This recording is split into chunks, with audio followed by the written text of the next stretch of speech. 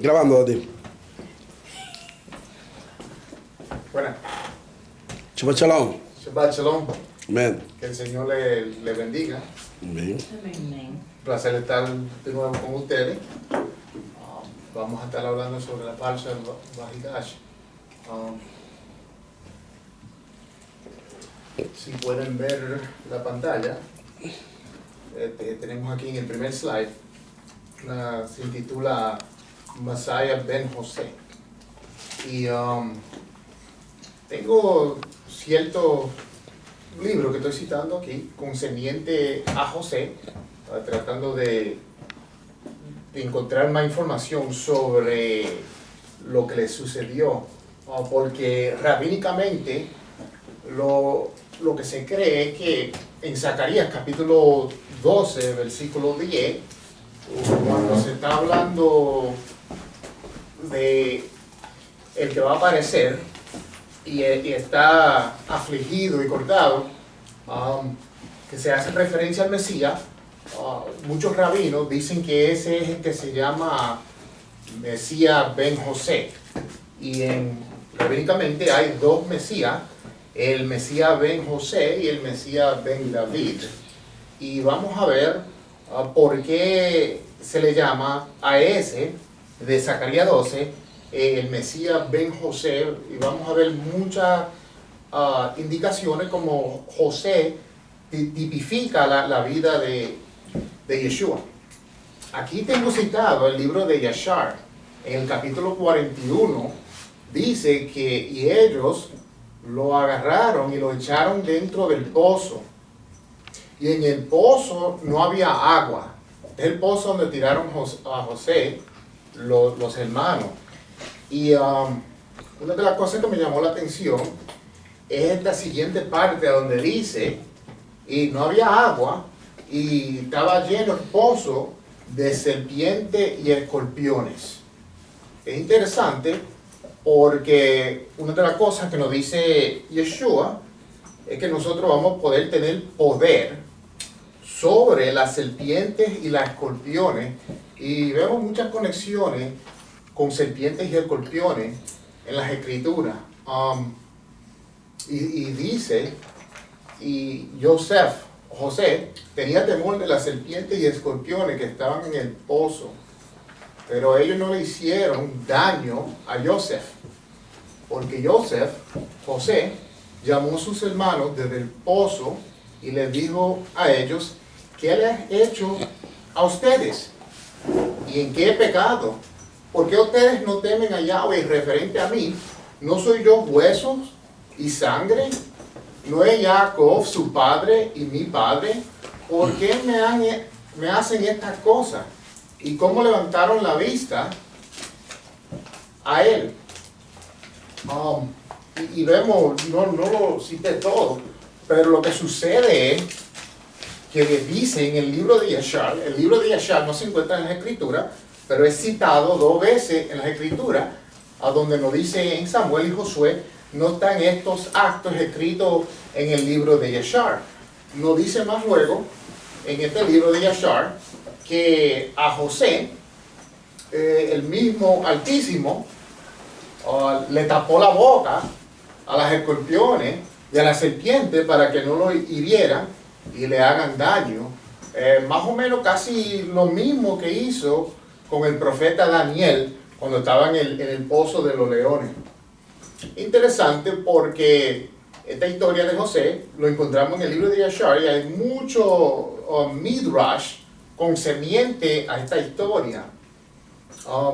Para seguir buscando más información sobre lo que le sucede a José, nos vamos a Génesis 49, que no está en esta parsha, pero podemos ver, yo creo que es una profecía, pero también es algo que yo creo que le sucedió al mismo José. Dice aquí en Génesis 49, 22, José es una rama fructífera junto a un pozo cuyas ramas corren sobre la pared. Los arqueros lo han afligido mucho y le han disparado Y aquí es que yo creo, en referencia a José, que a José no solamente lo tiraron en el pozo, pero parece que lo traspasaron como al mismo Mesías y lo cortaron. Y por eso se hace mucha referencia a José como el que fue traspasado, afligido, cortado, que vemos muchas indicaciones y muchas referencias a la vida de él, al mismo Mesías en la cruz. Y siguiendo en Salmo 105 también nos da unos más detalles sobre la vida de José que no encontramos aquí en la Parsha. Dice, envió varón en Salmo 105 delante de ellos a José, que fue vendido por siervo. Afligieron sus pies con grillos y con hierro fue puesto su persona. En este pasaje, aquí dice con hierro fue puesto su persona, pero hay algunos que lo traducen como que pusieron literalmente un hierro en su cuello, así como más o menos como un buey o como un animal, y así se lo llevaron como esclavo, así como más o menos como un perro, así, imagínense. Yo no sé si han visto la película las antiguas, cuando cogen los esclavos, especialmente los asirios hacían esto, y le ponían un collar literalmente de hierro, así, como con cadena, y lo jalaban así, como un buey, como un animal, y le tenían los pies esposados también. Y nos da estos detalles en el Salmo 105. Si vemos la historia de José, la historia de José fue una de mucho fracaso al comienzo. El pobre José pasó mucha y algo que veo en la vida de José, que no vemos en ninguna ocasión que José pecó, en el sentido de que le hicieron mucho daño a José, le hicieron muchas maldades, pero no vemos nunca a José con el corazón de querer vengarse contra todo aquello que le han hecho daño. Y aquí tengo la cita a donde rabínicamente es uno de los versículos primordial que se utiliza para hablar de José como el Mesías, que se llama el que ha sufrido mucho, el Mesías sufrido.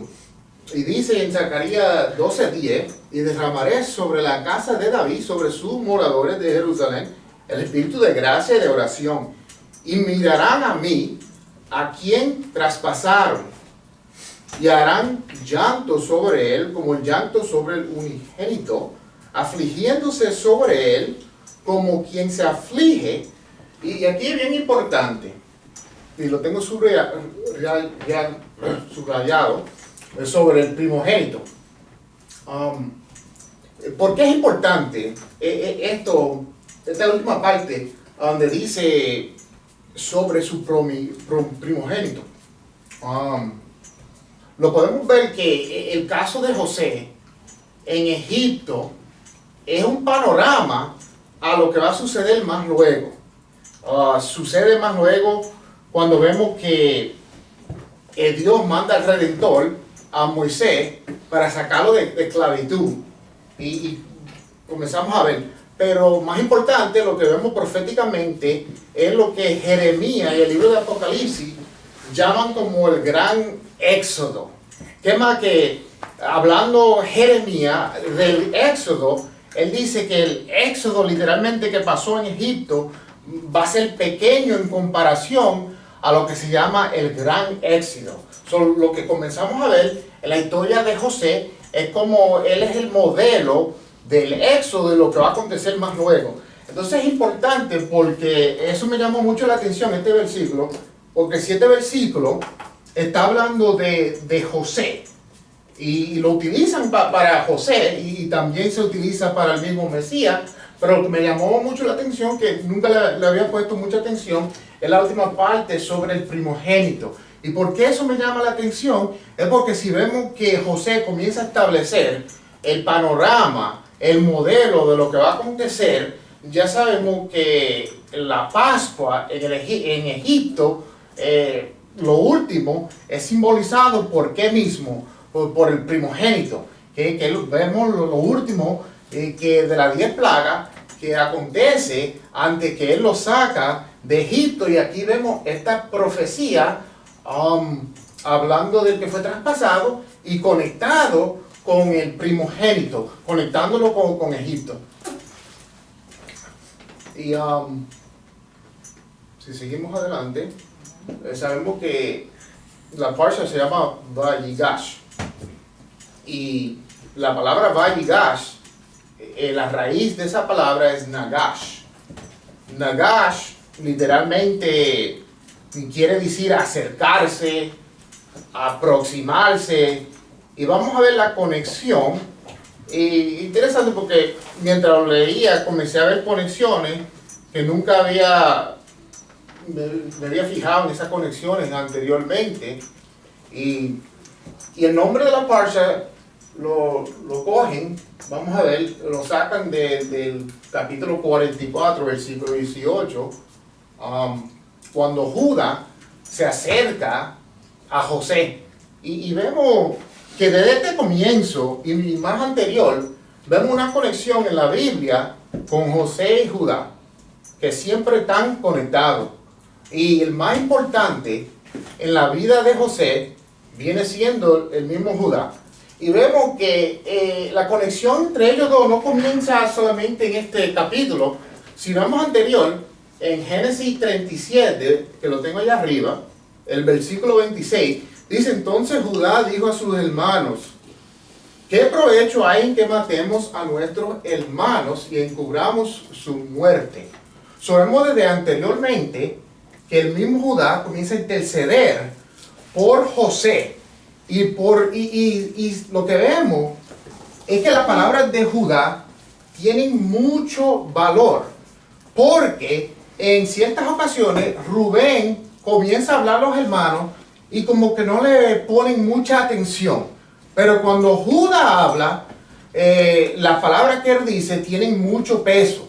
Y lo vemos también más luego con el mismo Jacob, que vemos que Jacob, si leyeron y estudiaron la parsha de la semana pasada, Jacob se estaba poniendo a mandar a su hijo Benjamín. Rubén le habló a Jacob y le dice: bueno, yo me voy a poner por él, voy a hacer esto y lo otro.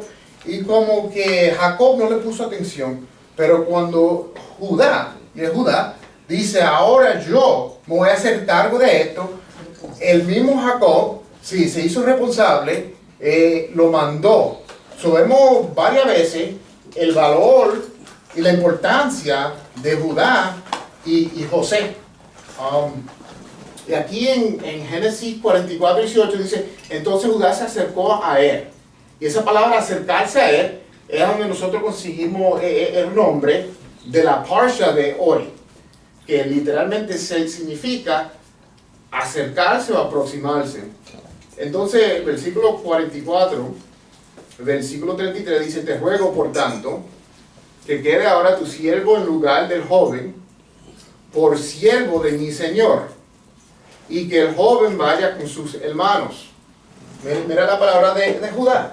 Él está hablando con su padre, y mira lo que dice. Dice: te ruego que ahora tu siervo, en lugar del joven. Ahora, ¿qué es lo que está haciendo Judá aquí? Judá literalmente está poniendo su vida y la está cambiando por la vida de su hermano. Él está diciendo: pongan mi vida. Quiero intercambiar mi vida por la vida de mi hermano. Bien importante, porque lo que vemos es el crecimiento de Judá y la importancia. Porque si estudiamos la vida de Judá anteriormente, vemos que Judá no está bien maduro todavía. Interesantemente, la historia de José, sabemos que se rompe o se parte.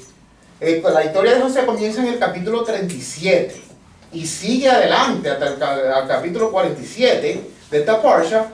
Se habla de José.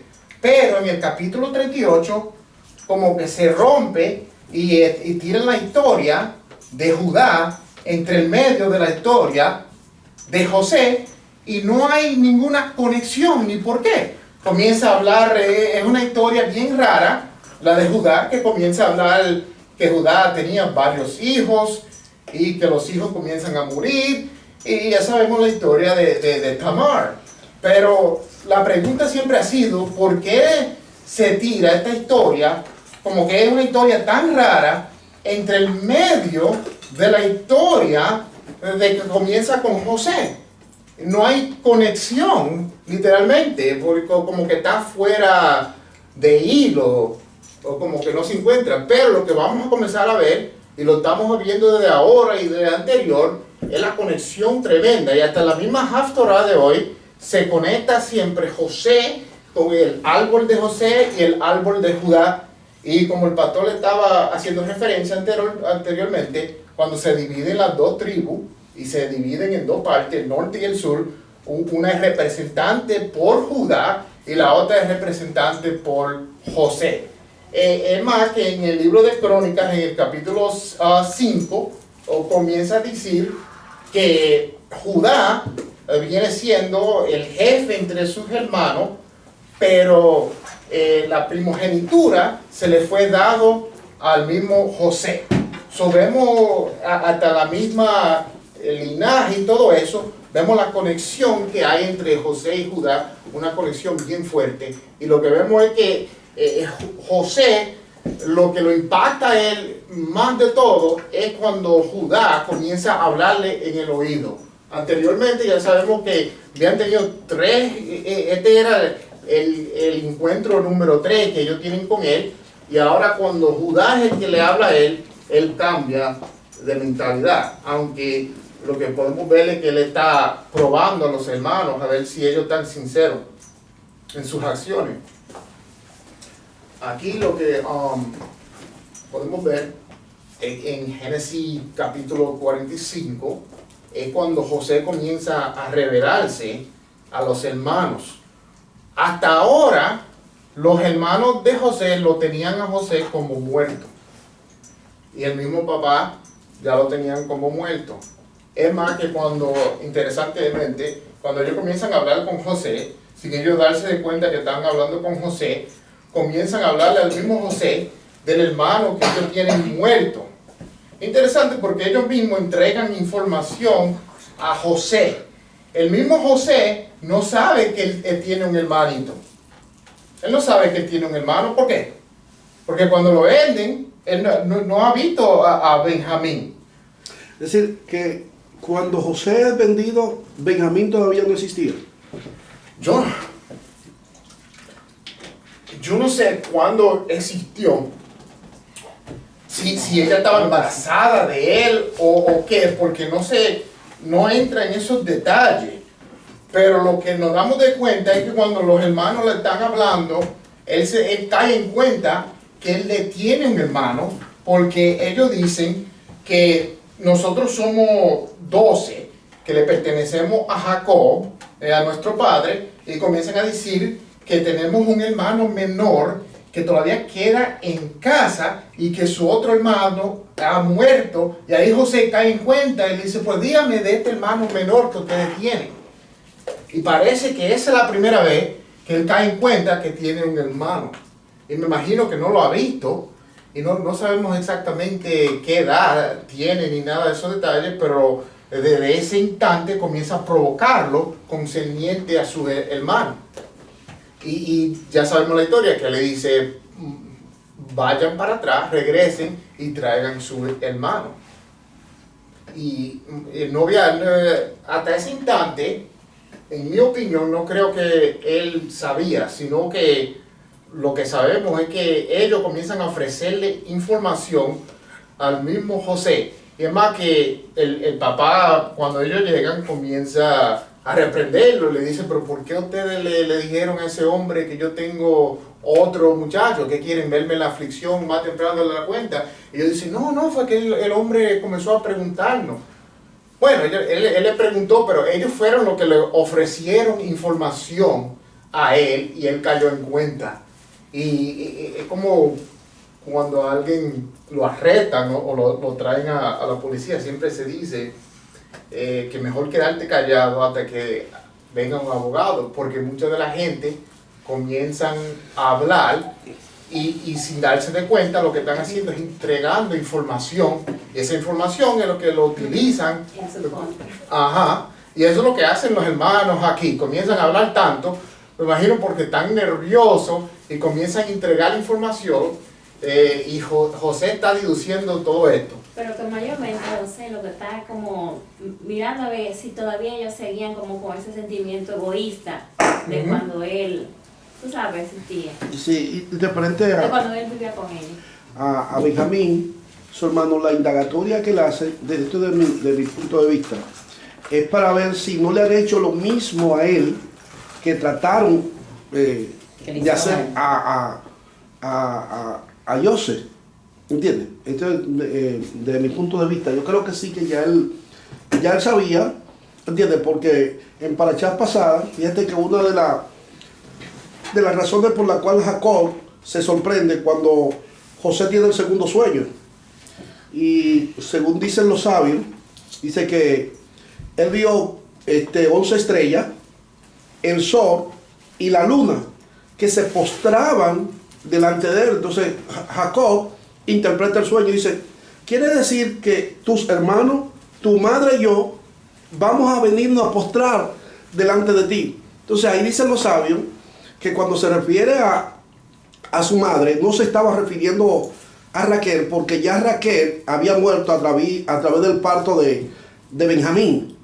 ¿Entiendes? Que cuando se refiere entonces a la luna como su madre, se estaba refiriendo a la sierva de Raquel, que era en este entonces Bila, ¿era? Sí. Que era Bila, ¿entiendes? Porque ya era como la madre tutora de él.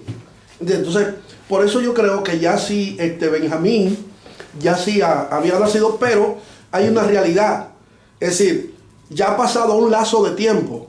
Es decir, él llega a Egipto a los 17 años, sale de la cárcel a los 30, se cumplen los 5 años de la abundancia. ¿Cuánto van? Los 7. Los 7 años de la abundancia. Ya fíjate cuánto van. Y 13 más 7, ¿cuántos son? 20.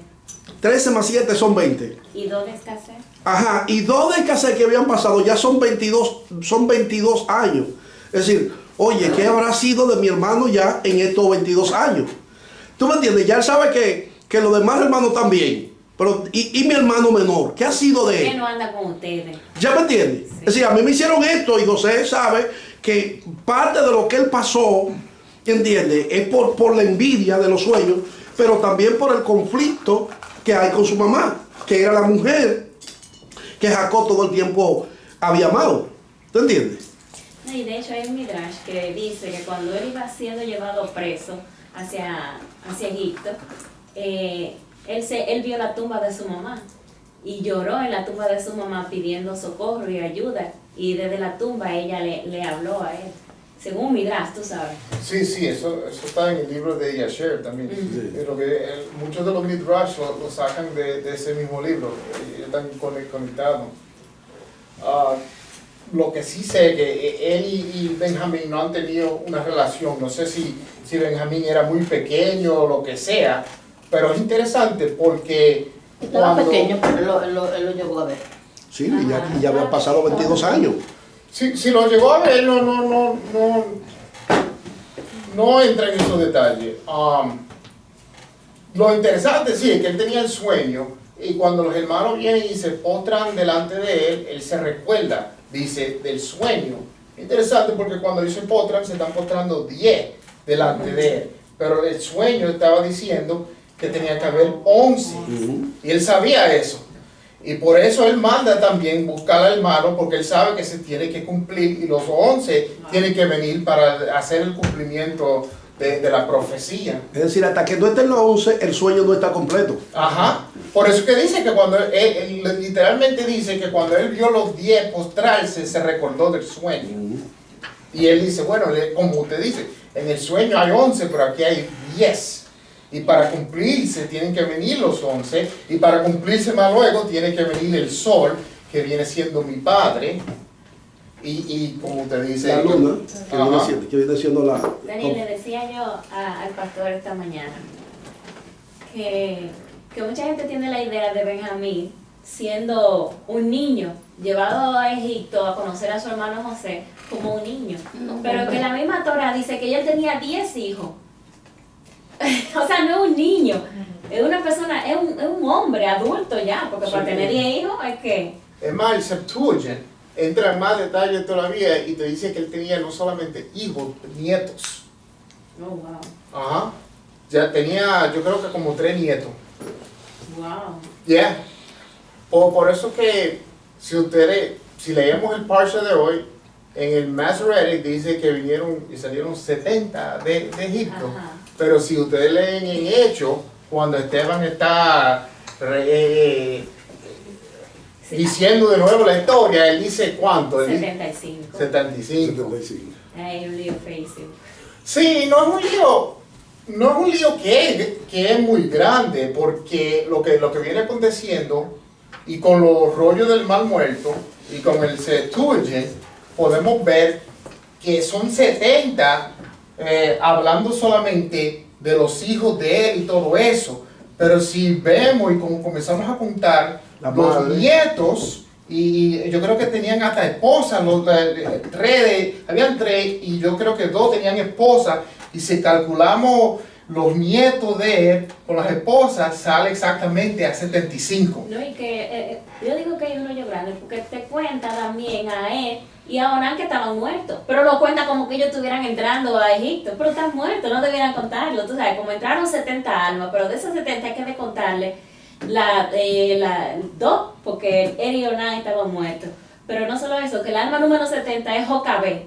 Jocabé, madre de Moisés, y que nació exactamente cuando ellos van a entrar a Egipto. O sea, ¿cómo va a ser Jocabé? Va a durar 200 y pico de años viva para poder dar a Moisés, tú sabes, como no tiene como coherencia. El tiempo que ellos entraron en el cautiverio, Sí. como una mujer va a durar tantos años en ese entonces. O sea, que ahí no está muy clara esa cuenta, esos 70. Sí, porque ahí lamentablemente no nos da ciertos detalles, pero no entra en muchos detalles. Y por eso que a mí me gusta mirar otros libros y comentarios y midrash, porque a veces ellos llenan el vacío que a veces hay. Y no es que se están inventando cosas tampoco, y que a veces es como el mismo salmista comienza a hablar de José y menciona ciertas cosas que no están en la historia. Uno se preguntaría, pero ¿dónde se está inventando esto el salmista? O que el salmista tenía otros libros que nosotros no tenemos el privilegio de tener ahora mismo. Sí, yo veía a alguien, no me acuerdo a quién era, esta mañana, escuchar esta paracha, y él decía sobre los midrash y sobre la Torah. Él decía, la Torah es el frente, ¿entiendes? La Torah es el frente. Ahora, la midrash es lo que está detrás. El midrash es la espalda, lo que está detrás, lo que tú no puedes ver así a simple vista. Es la espalda, ¿tú me entiendes? Y si la Torah es el frente, lo que tú ves ahí, que lo estás viendo ahí, pero lo midrash entonces es la espalda, las cosas que a simple vista tú no lo puedes ver. Como más o menos como el esqueleto, la cosa que está por dentro, que uno sabe que literalmente es lo que aguanta y agarra el cuerpo, pero las cosas que uno necesariamente no ve. Una conexión que caí en cuenta está en Juan capítulo 20, que es interesante, dice, para leérselo, dice: como fue tarde aquel día, el primer día de la semana, y estando las puertas cerradas, donde los discípulos estaban juntos por medio de los judíos, vino Yeshua y se puso en medio y dijo: paz a vosotros. Es interesante que paz a vosotros es Shalom Aleichem, y habiendo dicho eso, le mostró sus manos y su costado. Entonces los discípulos se regocijaron viendo al Señor. Esto es bien interesante esta historia, porque ¿por qué le está mostrando las manos y el costado?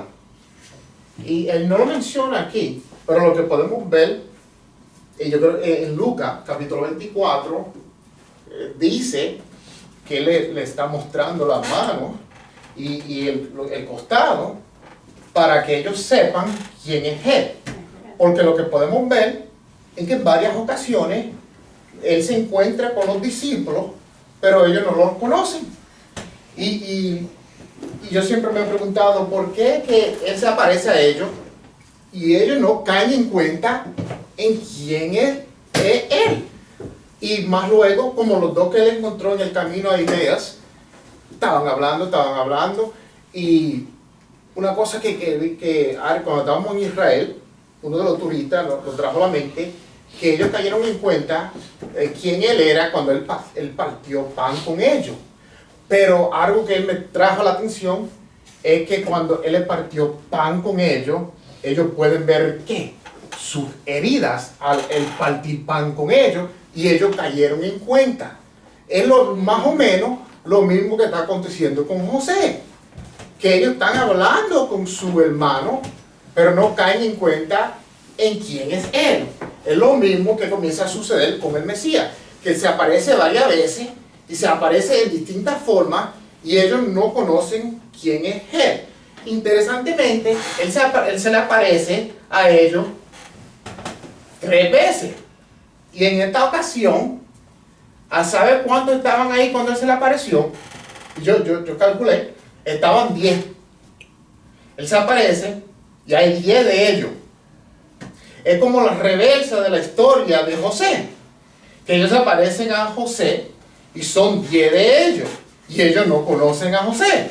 Ahora el Mesías entra y parece que ellos no lo están conociendo cuando él está y son 10. Sabemos que son 10 porque nos dice en esta escritura que faltaba uno de los discípulos. ¿Quién era el que faltaba? Nos dice que estaba faltando Tomás, ¿verdad? Él entra y no está Tomás. Entonces sabemos que hay 10. ¿Por qué hay 10? Porque sabemos que otro, Judas, que se llama Judá, recuérdense, la conexión entre Judá, se había quitado la vida, ¿verdad? Y ahora hay 10 de ellos. Es como la misma historia, pero en reversa. Porque los hermanos se aparecen a José, no lo conocen. Ahora es en reversa. Se aparece el Mesías a 10 de ellos, pero ellos no lo conocen. Lo que vemos es muchas conexiones. Y después entonces, si seguimos leyendo, ahora él regresa de nuevo. ¿Y quién se encuentra? Tomás. Lo que podemos ver que ahora están los 11 ahí, y él comienza a dialogar con Tomás, y Tomás todavía no cree que él es quien es el que está diciendo. Entonces le dice, tócame aquí, mira las heridas, porque ni con todo eso enseñándole podía creer que era él, por eso que le llaman el dudoso. Pero es interesante porque yo no había caído en esa conexión anterior, pero podemos ver mucho paralelas con la vida de José y con el Mesías. Una de ellas que siempre me ha llamado la atención es que cuando José está en la prisión, lo ponen ahí con 2 hombres, y ya sabemos la historia. Uno de los hombres muere, el otro tiene vida. Es como lo que vemos aquí en los evangelios, cuando lo van a crucificar, es que él está puesto con ¿qué? Con 2 hombres, ¿verdad? Y hay uno que comienza a blasfemar y pierde la vida, pero el otro recupera la vida y tiene vida eterna. So, vemos muchas conexiones. Y me llama mucho la atención. Y una de las cosas que siempre me gusta de la historia de José es que José siempre utilizaba el don, no importando la situación. Y algo que me llama mucho la atención, que a veces uno como creyente como que se apaga, y cuando se apaga no comienza a utilizar el don que Dios le da a uno. No vemos en el caso de José, que si hay alguien en la Biblia que tenía que quejarse y estar, como dicen los dominicanos, esquillado con el Señor, era José. Porque si hay alguien que le ha pasado mal, Gracias.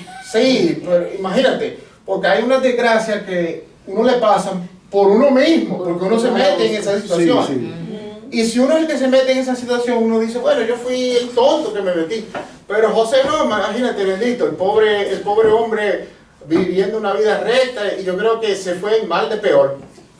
Siempre se estaba poniendo peor y peor y peor. Pero una de las cosas que uno aprende es que, mira, está preso y comienza a utilizar el don de sueño. Y el mismo don, porque si otra persona se apaga y dice, yo no voy a hablar de Dios más y no voy a utilizar el don, él sigue utilizando el don que Dios le dio.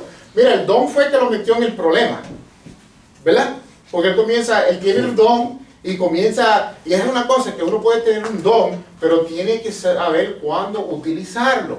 Él tenía un don que viene de Dios, pero no era el tiempo de estarlo utilizando, y se comenzó porque era joven, era pequeño, no tenía cierta madurez, y comienza a decírselo a los otros hermanos, y comienza como quien dice, ¿sabe? Dándosela como que es el mejor, no en el sentido de haciendo algo malo, sino en el sentido de cuando uno es joven, que cuando uno es joven, especialmente los varones, que los varones siempre tienen la tendencia de tener mucha competencia, que quieren competir con todo, que si hay uno que corre, el otro muchacho dice yo corro más rápido, que si el otro hace esto, uno quiere decir yo lo hago mejor, y me imagino que cuando José se le presenta a los hermanos, viene regocijándose como cualquier otro, pero ellos lo están mirando así, ellos lo están mirando como mira quién es echándolo, Sara, el niño mimado de nuestro padre, mira que no es suficiente, que ahora tiene un toque que le han hecho especial, por ahora quiere tirarlo por encima, que tiene el don de sueños y eso, y ese mismo don lo mete en problemas, pero también es el mismo don que el Altísimo utiliza para sacarlo del problema. Porque si se apaga y no utiliza el don que lo metió en el problema, no lo saca del problema. Sí, no, yo digo que la revelación que él hizo, es decir, el contar el sueño a sus hermanos, en la forma que él lo contó, fue como un estado de inmadurez por su misma juventud. Sí. ¿Entiendes? Hay cosas a veces que el Padre trata contigo, que te dice, ¿tú me entiendes? Que a veces tú tienes que saber a quién tú se la vas a explicar y a quién tú se la vas a decir. Porque si eso que tú estás explicando, tú no se lo explicas o se lo dices a una persona que quizás esté en tu mismo nivel, esa persona no te va a entender. ¿Tú me entiendes? Y puede traer conflicto, te puede traer problemas. Y uno de esos casos, podemos mostrar la diferencia entre Abraham y José aquí. O sea, yo le dije a Abraham, ve y sacrifícame a tu hijo. O sea, ¿a quién se lo contó Abraham? A nadie. Él se quedó callado, no se lo dijo a nadie. ¿Por qué? Porque él sabe que si se lo dice, iba a decir, oye, este tipo está loco. Se salió de su cabales. ¿Entiendes? Ahora, ¿por qué Abraham no lo cuenta? Bueno, específicamente por eso, porque era un hombre ya que tenía madurez. ¿Tú me entiendes? Aunque Dios le está pidiendo algo que no está en la lógica humana, ¿entiendes? Porque Dios no acepta el sacrificio humano, pero le dice, ok, dame tu hijo. Dice, si yo cuento esto, si yo digo esto, que no está en la lógica humana, me van a agarrar y me van a aprisionar. Por eso se queda callado. Diferente a José, que José entonces coge y lo cuenta, sin analizar que hay un conflicto, que hay un problema que él viene arrastrando por ser hijo de quién es hijo. Y por ¿cómo te digo? La elección que también tenía su papá hacia él. Porque era algo muy, muy evidente lo que pasaba también con Jacob hacia José. Y esto nos enseña a nosotros algo muy fundamental como padres. ¿Entiendes? Que nosotros tenemos que ser cuidadosos con nuestros hijos. ¿Tú me entiendes? Y que a cada hijo, aunque a cada hijo tiene como su parte especial. Cada hijo tiene una parte especial. ¿Entiendes? Que cada hijo pues como que nos jala por un lado. Edo me jala por un lado, Javier me jala por otro y Neida me jala por otro. Pero yo tengo que ser equitativo en cuanto a mi amor, en cuanto a mi respeto, en cuanto a todo. Yo tengo que tener ese nivel para con mis hijos. Jacob, lamentablemente, fue muy, como, esto es lo que yo pienso, fue como muy obvio con él. Le hace la túnica, aquello. Fíjense que también cuando él va a encontrarse con con su hermano Esaú, la sobreprotección que hay sobre Raquel y sus hijos. Usted no se ha dado cuenta, Sí. ¿entiende? Entonces todo eso era algo que los hermanos lo vienen notando y están ahí. Entonces José, sin darse cuenta de eso por su inmadurez, viene entonces y comete este error. También el informe negativo que él llevaba de sus hermanos a su padre. Sí. ¿Entiendes? Todas esas eran cosas que estaban ahí. Sí, no, y vemos que, sí, como usted dice, el papá tuvo mucha culpabilidad en que ellos tenían odio sobre él porque él fue el que le estaba dando esas cosas al frente de ellos, y como cualquier niño crea celos, especialmente cuando, imagínense que un padre viene y le trae más regalos a uno que el otro, y los otros ahí mirando, y se le da un tratamiento especial, y, Oye, y que lo que crea. le hace una túnica a él solo. Sí. Oye, sí. Oye, la túnica especial. Una túnica especial y se la entrega entonces delante de todo el mundo. Toma. Y eso de José, Sí. cuidado. Es la mano de Oye, nadie. es un lío, ¿sabes? Es un lío. ¿Verdad? No, y vemos la madurez más luego de José, que es interesante que cuando José comienza a reinar tiene 30 años, y también el salmista David cuando comienza a reinar también tiene 30 años. Vemos esta conexión entre el Mesías, David, José de 30, que comienzan a reinar o comienzan en su ministerio más o menos a la edad de 30. Es interesante porque ya estamos hablando ahorita de los dos Mesías. El Mesías ven David, el Mesías ven José, y vemos en la historia de José y en la misma historia de David esta conexión, que los dos comienzan a gobernar o a reinar cuando tienen 30 años. Pero vemos más luego en la vida de José que cuando se le aparecen los hermanos, dice las escrituras que José se recordó del sueño, pero ahora con madurez, ahora no se lo tira en cara. Ahora imagínense, si viene siendo uno de nosotros, que un hermano no hace eso, que imagínate que te dejen por muerto, te vendan a esclavitud, y ahora uno esté en una posición de vengarse. Vemos que él se recuerda del sueño, pero no se lo tira en cara. No dice, oh mira, ustedes se están postrando delante de mí, Se lo dije, sí, sí, porque si viene siendo otra persona, se coge privilegio desde la situación y comienzan a ejercer su gobierno, su posición. Y si había alguien que lo tenía que hacer, era por todo lo que pasó, fue el mismo José. Pero ahora bien vemos la madurez, que él entra en madurez, y en esta ocasión se queda callado y no se lo tira en cara, pudiendo hacerlo y estando en posición de hacerlo. Sí, anoche yo hablaba sobre eso, porque hay una parte donde en Parashá pasada nosotros pudimos descubrir como que José pone a sus hermanos a sufrir. Por ejemplo, él coge y deja a Simeón en la cárcel, lo mete preso, ¿verdad que sí? Sí. Que fue lo mismo que hicieron con él. Acusa a Benjamín de robo y todo eso. Entonces, si usted se pone a mirar, oye, y sería que José se estaba vengando de sus hermanos. Dice, no, José no se está vengando de sus hermanos, sino lo que quiere es sacar, como revelar ya el corazón de ellos, a ver qué es lo que hay ya en sí dentro de ellos, a ver si verdaderamente han cambiado.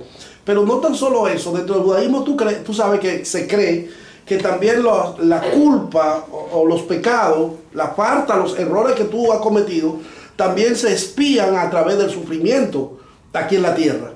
Es decir, lo está llevando a sufrir para que a través de ese sufrimiento ellos expíen toda esa culpa que ellos tienen sobre sí. El dolor que le causaron a su padre por hacerle creer que había muerto. Y todo eso se lo hace para que ellos expíen toda esa culpabilidad que caía sobre ellos. Es decir, se lo está haciendo por amor, para que ellos alivien su culpa, porque esa es la creencia del judaísmo. Sí. Y él lo está poniendo a prueba, a ver si verdaderamente han cambiado. Yeah. Y si todavía tienen el mismo odio que tenían contra él.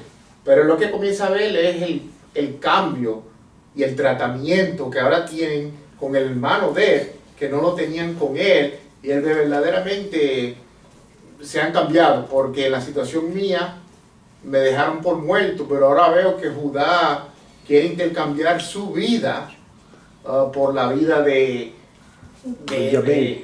hermano Benjamín. Interesante, porque yo creo que fue Rubén. Rubén no fue el que le dijo yo creo que fue que le dice al papá que yo doy los hijos míos por él. Que uno diría, wow, por eso que Jacob no le hace caso, porque mira lo que él está proponiendo, no la vida de él, sino la de mi hijo. Que es una diferencia. Entonces Judá no dice voy a poner la vida de mi hijo, él dice voy a poner mi vida. Pues claro, es más fácil poner la vida de otro que la tuya.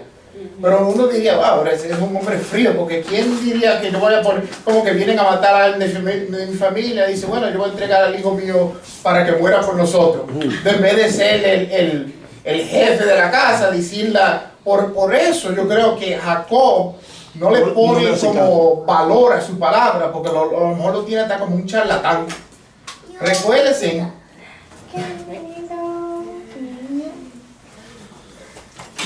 Aleluya, Ale. Shalom. Sí, recuérdense que Rubén perdió su primogenitura. ¿Y por qué perdió su primogenitura? Por su gabutería. Por charlatán, ¿verdad? Entonces todavía en su vejez, como yo lo veo, sigue siendo un charlatán. Pero Judá, vemos el cambio y la madurez de Judá. Versículo aquí en Génesis 45, que me llamó mucho la atención. Es como una profecía. Yo no sé si bien caído en cuenta, pero se lo va a leer. Dice, Dios me envía delante de ti para que pongas un remanente en la tierra. Interesante, un remanente en la tierra.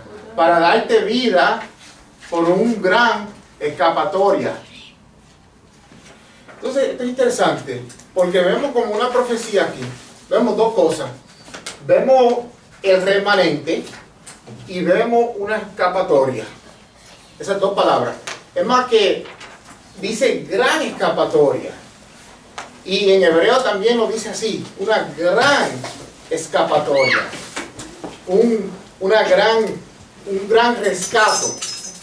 Y nunca estaba hablando con la esposa mía, que nunca había caído en cuenta sobre estos versículos. Que estos versículos están haciendo referencia a la vida de José y sus hermanos, pero vemos aquí se encuentra encerrado en esta historia, esta profecía. Y es una profecía tremenda, porque no tenía el espacio de poner todas las profecías que encontré concerniente a esas dos palabras, sobre el remanente y el rescate o la escapatoria. Y vemos aquí en esta historia literalmente lo que el Señor utiliza para darle rescate como una tierra de refugio que le está dando a ellos, que se llama Gosén. Y vamos a ver la conexión con esta tierra de Goshen, que él está usando como una escapatoria, es como una tierra de refugio. Vemos en Apocalipsis, porque ya sabemos que en Apocalipsis comenzamos a ver más o menos lo que estaba hablando ahorita, que la historia de José comienza a preparar el panorama de lo que va a suceder más luego.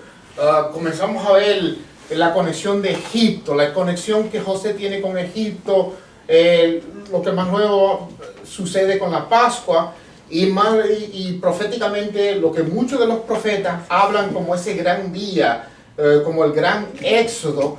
Y comenzamos a ver en Apocalipsis que lo que comienza a acontecer es lo que comienza en esta historia de José, y más luego vemos las plagas que comienzan a acontecer en Apocalipsis, que están mano en mano y se conecta con la Pascua y todo lo que pasa ahí. Aquí en Apocalipsis comenzamos a ver literalmente esta profecía del remanente en la tierra y la escapatoria. Vemos en Apocalipsis Y interesante porque Apocalipsis capítulo 12, o Revelaciones capítulo 12, ¿cómo comienza? Si alguien se recuerda, ¿de qué se trata Apocalipsis capítulo 12? Comienza con una visión. Una persecución. Sí, pero hay una mujer, una virgen, que está en el cielo. ¿Y qué es lo que hay sobre su cabeza? 2 estrellas. 12. Pero ¿y a quién nos trae recuerdo eso? ¿De dónde nosotros leemos 12 estrellas? Y el sol está arropada del sol. Y la luna debajo de su piel. 12 estrellas. Sol, luna. ¿De qué se tratará esta profecía? Ya vemos, si no tengo que entrar en eso, ya vemos la conexión que tiene esa profecía con esta parsha y la parsha anterior. Aquí puse en el capítulo 12, que comienza con esa visión de la Virgen con las 12 estrellas. En el versículo 14 y 17 dice, y fueron dadas a la mujer 2 alas grandes de águila, para que de la presencia de la serpiente volase al desierto. La presencia de la serpiente. Estábamos hablando anterior de José, que cuando José lo tiraron en el pozo estaba lleno de ¿qué? De serpientes y escorpiones. Pero recuérdense que el Mesías dice que cuando ellos comienzan a literalmente a darse pompa o darse por el pecho, que es más o menos lo que estamos hablando con José. Que José, cuando tiene inmadurez y es joven, comienza a darse por el pecho y a señalarle a todo el mundo que yo tengo los dones de profecía. Y los discípulos comienzan a hacer lo mismo. Mira, nosotros estábamos echando afuera demonios. Hicimos un montón de milagros. Ya, qué tremendo culto tenemos. Se fueron los demonios volando por todo el sitio, esto y lo otro. El Mesías le dice, espera, ven acá. Recuérdense que yo vi al mismo Satanás caer para abajo. Como un relámpago. Entonces él lo que lo está poniendo es en su lugar. Es como lo mismo que literalmente estamos hablando de Jacob. Jacob estaba ciego por el amor que él tenía sobre su hijo, que en vez de si había usado su mente o no se había estado cegado por el amor que él tenía a su hijo, él lo debe poner al lado y decirle, mira José, porque hasta el mismo Jacob se sorprendió del sueño, porque el sueño literalmente lo estaba incluyendo a él, y dice que yo también, el papá tuyo me va a estar postrando delante de él. En esa situación lo debía agarrar y decirle, mira José, está bien que tú tienes este don y todo esto, pero trata de calmarte un poco y mantenértelo callado, porque lo que puede crear es un problema.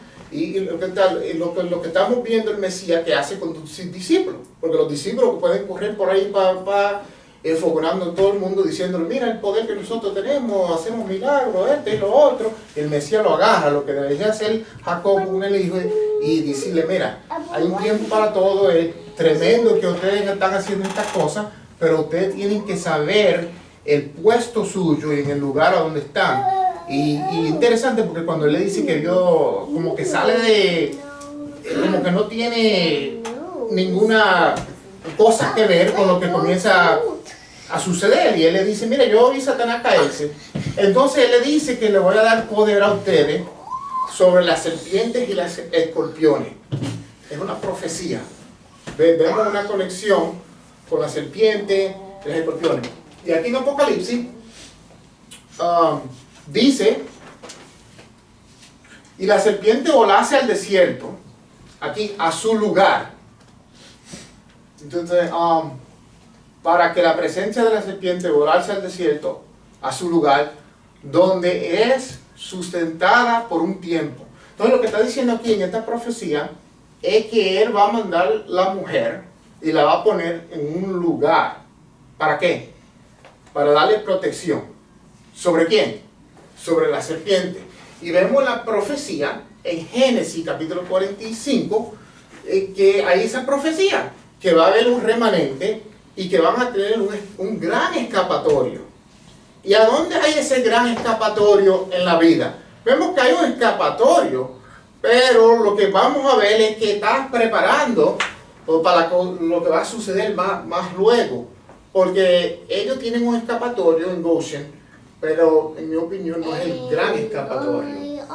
Ahora mira la otra conexión que hay con Apocalipsis. Si seguimos leyendo, dice, entonces el dragón se enfureció contra la mujer y se fue a hacer guerra contra el remanente de la simiente. Otra vez vemos la conexión. El remanente y el lugar, el escapatorio, que vemos proféticamente profetizado en Génesis capítulo 45. Interesante porque si pueden ver el león, en Micas capítulo 5, versículo 8, hay una profecía concerniente a ese león, ¿no? Y dice, el remanente de Jacob será en medio de muchos pueblos como el rocío de Jehová. Interesante porque la palabra Goshen, una de la palabra Goshen, una de las raíces, habla de lluvia o rocío, y que tiene que ver con esa tierra donde él lo pone a ellos, a Israel, mientras están en Egipto, que tiene que ver con lluvia. ¿Y qué es lo que simboliza la lluvia? La lluvia simboliza el sustento de Dios. Y aquí vemos en Micas, lluvia sobre la hierba, vemos la conexión, la cual no esperan a hombre, ni aguardan los hijos de hombres. Otra vez, vemos el remanente de Jacob será entre los gentiles en medio de mucho pueblo, como el león entre las bestias de la selva. En esta profecía podemos ver la conexión de nuevo con Israel, el escapatorio y el remanente, que es una profecía que cuando lo estaba buscando estas palabras, encontré un sinnúmero de profetas que hablan esa misma palabra. Y aquí puse otra, en Isaías capítulo 10, dice, acontecerá aquel día que el remanente de Israel y los que escaparon de la casa de Jehová. Y como le digo, ahí encontré como 10 profetas que hablan esa misma palabra. Y la conexión siempre es el remanente y el escapatorio. Y lo conectan con Jacob, Jacob, Jacob. Y no entendía esto, pero creo que todo esto comienza a acontecer en esta profecía, en el capítulo 45, versículo 7, que comienza a ser el modelo de lo que está sucediendo. Esta tierra de Goshen, si pueden ver la pantalla, es la tierra que está verde. A la mano izquierda, que dice Goshen. La palabra Goshen, hay mucha gente que, muchos comentarios que no saben lo que quiere decir la palabra Goshen. El único diccionario que encontré que habla de lo que significa la palabra es el léxico que se llama Brown Diggs, que es un léxico hebreo. Y dice, qué interesante, que la palabra Goshen quiere decir acercarse. Acercarse, aproximarse. Entonces, ya entendiendo que si simboliza o quiere decir la palabra Goshen, acercarse, ¿qué conexión tiene eso con la parsha de hoy? La parsha de hoy, ¿qué quiere decir? Acercarse. Acercarse. Entonces, lo vemos que él lo pone en una tierra que se llama acercarse. ¿Por qué? Entonces yo me puse a pensar qué conexión tienen estas dos cosas. Y lo puse aquí arriba. Puse las dos palabras aquí en la pantalla. La palabra Goshen en hebreo y la palabra Nagash. Que la palabra Nagash quiere decir acercarse o aproximarse. ¿Y qué conexión tienen esas dos palabras? Mirándolo ahí de la pantalla, tiene una conexión obvia. Sí, las dos últimas letras, que tiene una... Ajá. Que tiene una Oh, it's the Like- three letters are the same, but they're reversed. Oh, yeah. I didn't even realize that they were reversed. I was only paying attention to the 2 letters. Yeah, but there's a Gimel, Shin, and Nun. But the final form in Nun is at the end. Sí, al español. final, Al final. arriba hasta el final y abajo está. Que tienen las mismas 3 letras, Ajá. pero en reversa. Pero la Nun está al último Ajá. en una y en Nun al principio de la segunda. Pero tiene las mismas letras. Son las Ajá. mismas ¿Verdad? letras. Tendrían, o sea que prácticamente tiene la misma raíz. Ajá. Que la raíz de las dos vienen siendo Gesh. estas dos, Gesh, el Gimel y el Shin. Esas 2 letras vienen siendo la raíz de la palabra. Y podemos ver la conexión en el lugar a donde él lo pone a ellos con lo que se intitula la Parsha de hoy. Entonces yo caí en cuenta en otra conexión. Es la conexión de los sacrificios. Los sacrificios en el altar se hacían literalmente con la creencia de acercarse al Altísimo. Es más que la palabra regalo o sacrificio es la palabra karban y la raíz es la palabra karaf. Karaf quiere decir acercarse, aproximarse, que literalmente se traían ofrendas con la intención de acercarse o aproximarse a Dios. Entonces él lo separa a ellos y lo pone en esta tierra que se llama acercarse y aproximarse. ¿Para qué? Varias cosas. Para protegerlo y para que ellos, para separarlo y para literalmente tener una relación con ellos.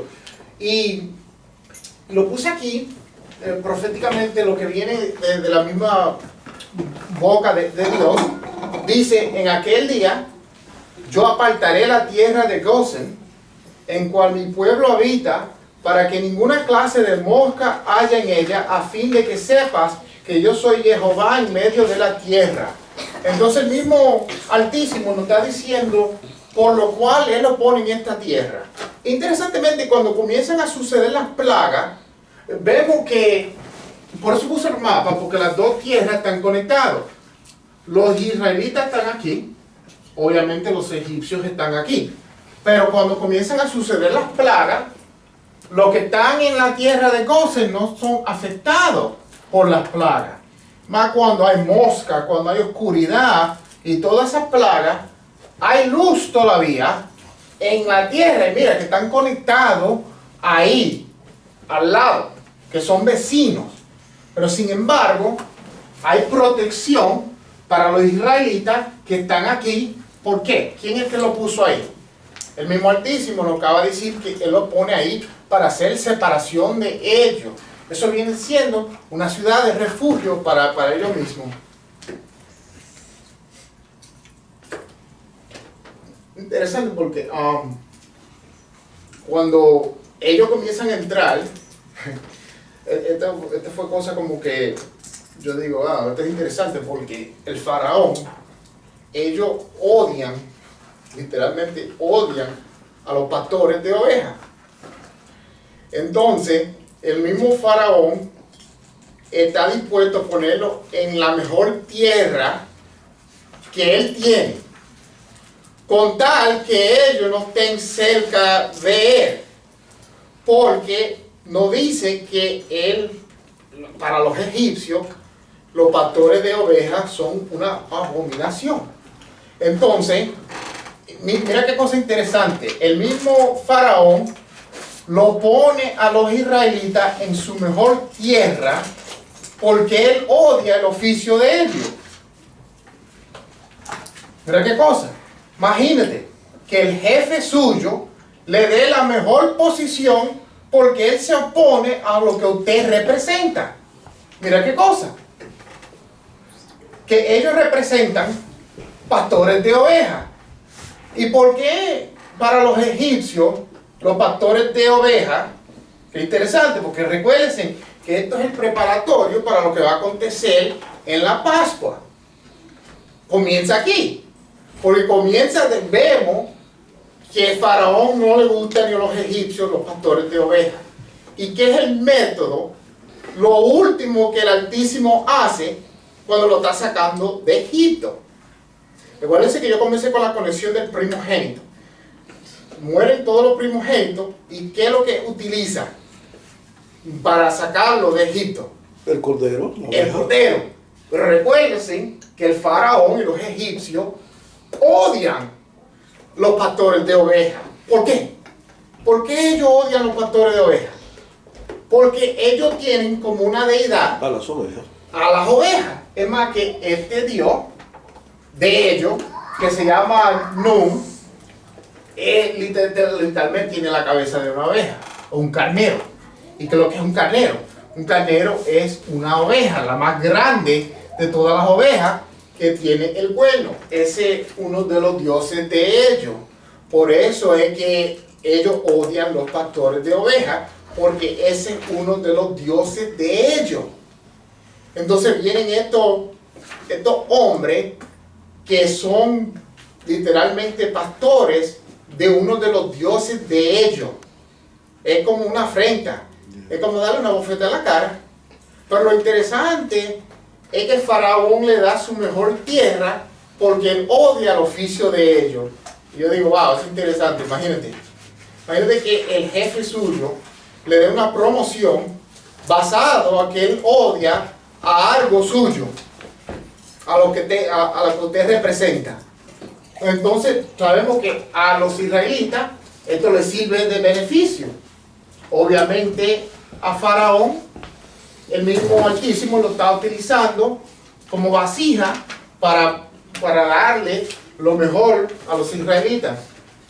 Aquí tengo este sueño es interesante, es un sueño que tiene el Faraón, que se encuentra, el Talmud lo menciona, muchos de los Midrashes, pero también, como está hablando ahorita, muchas de estas cosas lo sacan del libro de Yeshel. En el libro de Yeshel menciona esta historia, el Talmud también lo repite, y los Midrash. Entonces, déjenme leerle la historia bien rápido. Es del faraón. El faraón tiene un sueño. Y se lo voy a leer. El faraón dijo que él, estando dormido, había visto en un sueño. He aquí, toda la tierra de Misraim fue colocada en una balanza. Un cordero crió de una oveja, estaba enfermo en el otro escala, y la escala con el cordero en ella pesó demasiado. Enseguida envió y llamó a todos los magos de Misraim. Interesante porque aquí también menciona que él mandó a buscar a Janes y a Jambres, que sabemos, estos dos caracteres son hijos de Balaam, que lo menciona el apóstol, una de las epístolas que menciona a estos dos, pero no te dice ninguna historia de quién son ellos ni nada. Entonces mira lo que está sucediendo aquí, que el faraón tiene un sueño con una balanza, y en la balanza él ve al pueblo de Egipto en un lado, y en el otro lado ve un cordero. Entonces el cordero en su sueño pesa más que el mismo pueblo de Egipto, en el sueño que él tiene. Entonces él está perplejo a lo que significa este sueño y manda a buscar a los magos para que le interpreten el sueño. Es más o menos lo que comienza a pasar en el mismo caso de José, que él tiene un sueño y ¿quién manda? Él manda a buscar, porque en el otro sueño que tuvo nadie le pudo dar la interpretación, pero no solamente José le da la interpretación, pero le dice y le propone algo que él puede hacer para salirse de la situación. Entonces esta historia me llama mucho la atención porque tiene que ver con un cordero, y literalmente la interpretación que ellos le dan es que el cordero va a ser un redentor que viene de parte de Israel para librarle de lo oprobio que tiene Egipto sobre ellos. Entonces este es el sueño que tiene Faraón sobre un cordero. Es interesante porque ya en esta historia estamos hablando de que lo que está aconteciendo aquí es un preámbulo a lo que va a acontecer más luego. que se le presentan ellos como pastores de ovejas, y ya vemos más luego que en la Pascua el Altísimo utiliza una oveja, que el sueño que él está teniendo, este sueño se encuentra en esta misma historia, en la historia de José. Vemos una conexión, comenzando con la ocupación o el trabajo que tienen los hermanos de ser pastores de ovejas. Entonces aquí, en el capítulo 47, déjele leer, le dice: porque murimos delante de tus ojos, así nosotros como nuestra tierra, compranos a nosotros y nuestra tierra por pan, y seremos nosotros, nuestra tierra, seremos siervos del faraón. Pero lo que vemos aquí es que la gente están viniendo porque ya la escasez, la hambre está demasiado, y la gente está vendiendo todo lo que tienen, y se están vendiendo y literalmente se están haciendo esclavos para obtener comida. O si lo podemos poner en otra manera, están vendiendo su primogenitura para tener comida. Y nos debe llamar la atención. Ahora, hay dos excepciones. Literalmente todo el pueblo se vende para ser esclavo por obtener comida. Hay dos excepciones. El pueblo de Israel y los sacerdotes de Egipto. Que los sacerdotes de Egipto era el mismo faraón que le estaba dando sus provisiones y le estaba dando su sustento. Por ello ellos fueron excepción. Pero lo interesante fueron los israelitas, que ya sabemos que los israelitas fueron puestos en Gosén. Entonces, ¿qué importancia tiene esto para nosotros? Si nosotros estamos hablando de lo que va a acontecer en el libro de Apocalipsis, en el futuro, hay mucha gente que habla del rapto, que Dios nos va a sacar de aquí, que esto y que lo otro. Lo que vemos bíblicamente es que cuando hay un caso de prueba o de juicio, Dios no saca a su creyente del lugar, sino que Él lo pone, y cuando digo se lo saca de su lugar, estamos hablando de una situación, de un rapto, algo así, que Dios literalmente te jale y te saque de la situación. Si no, ¿qué es lo que hace el Altísimo cuando está mandando juicio? Él, en el lugar a donde uno esté, que vemos en el primer caso, ellos están en Gosén, y en Gosén Él le manda y le da su protección a ellos mismos. Entonces ellos están ahí al lado de las plagas del juicio de Dios, pero aunque están aproximados a esa situación, no son afectados por la situación. Entonces lo que podemos ver es que en el futuro, no importando a dónde haga el juicio, si uno es del pueblo de Dios, entonces Dios te va a mandar protección. Y eso es lo que podemos ver en este caso en la profecía. Hay algo que me llamó la atención del primer presidente de los Estados Unidos, George Washington. Él dijo y escribió esto, se lo voy a leer porque tiene que ver con lo que estamos hablando. Dice: hasta que la gente de América haya perdido toda virtud, hasta que se hayan vuelto totalmente insensibles a diferencia entre libertad y esclavitud, hasta que hayan sido reducidos a tal pobreza de espíritu como para estar dispuesto a vender esta bendición preeminente, el derecho de nacimiento de un hombre libre, por un plato de lentejas. En resumen, hasta que le haya encontrado incapaces de gobernarse a sí mismo y maduros para un amo. Es interesante porque esto lo está hablando George Washington, y literalmente es una profecía, aunque hablando de que va a llegar un tiempo a donde los americanos en los Estados Unidos, literalmente se van a vender al mismo gobierno, para que ellos puedan obtener comida. Entonces, ¿qué es lo que pasa? Que ellos, al ser esclavos, ellos no pueden por un plato de comida. ¿Y qué es lo que le está hablando él? Está hablando lo mismo que comenzó a acontecer aquí en Egipto, que la hambre, la escasez estaba tan fuerte que ya todo el mundo estaba vendiéndose como esclavo al mismo faraón por un plato de comida. Y George Washington comienza proféticamente, está hablando de lo que va a acontecer no solamente en los Estados Unidos, pero a nivel mundial, porque eso es lo que es el gran éxodo. El primer éxodo aconteció solamente en Egipto, pero el gran éxodo va a acontecer a nivel mundial. Y aquí para concluir, este rabino, que se llama Jacob, dice que José proféticamente estableció un presidente que más tarde se beneficiaría a Israel mientras estaba en Egipto. José estableció un precedente que hizo posible que la tribu de Leví estar exentos de la servidumbre a la que los egipcios luego sometieran a las otras tribus. Esto aseguraría que haya un núcleo fuerte de personas que mantienen las enseñanzas de los patriarcas. Ahora, ¿qué es lo que está hablando este rabino aquí? Este rabino está hablando de que lo que establece José tiene que ver con los sacerdotes.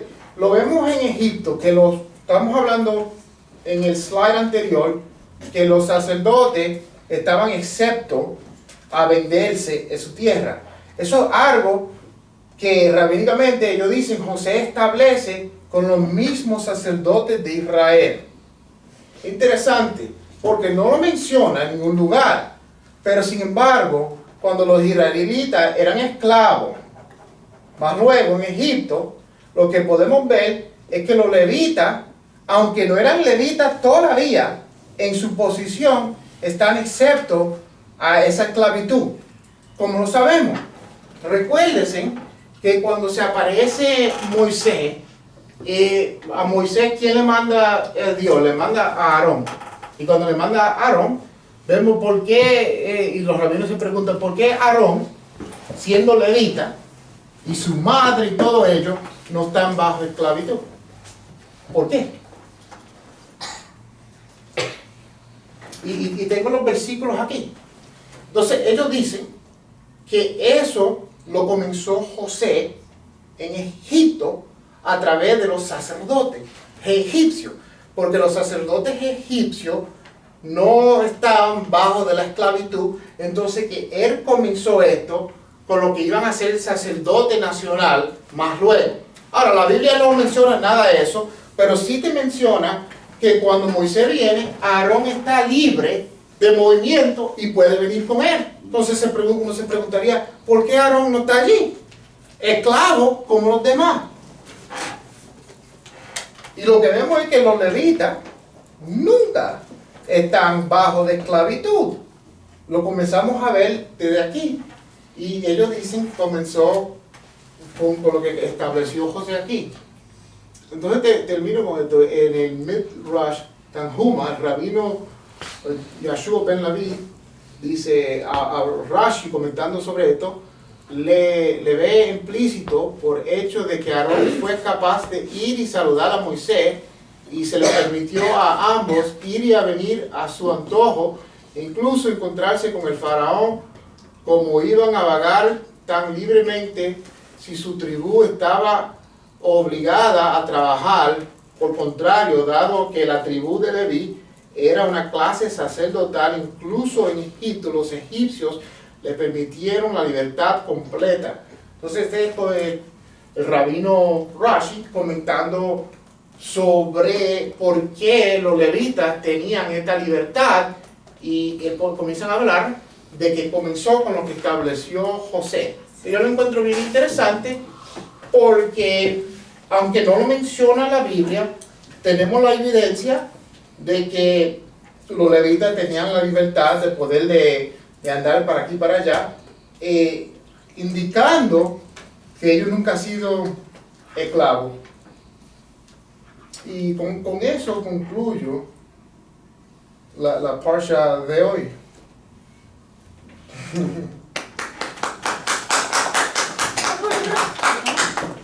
Porque se aplaudió mal paso. Ay, señor. Irán, tú, Ya. tú, hablas